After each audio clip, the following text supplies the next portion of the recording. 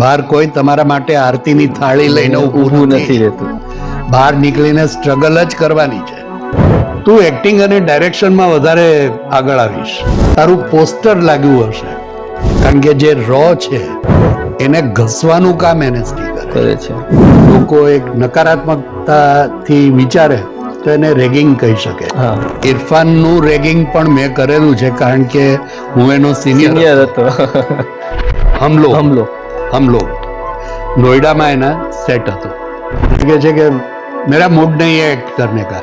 એનએસટી pass out થઈ અને રાજકોટ માટે કંઈક કરી શકો છો, કારણ કે 82ની સાલમાં 22 વર્ષના જુવાન જોત દીકરાને આ નાટક કરે છે આ તો એમ કરીને એક ઉપેક્ષાથી જોતા. અને મેં નક્કી કર્યું કે ગુજરાતમાં રાજકોટમાં ખાસ એટલી બધી ટેલેન્ટ્સ છે કે દરેકને કદાચ આજે એનએસટીની તક નથી મળતી. એક્ટિંગ શીખવાની વસ્તુ નથી, એક્ટિંગ સહજ હોવી જોઈએ.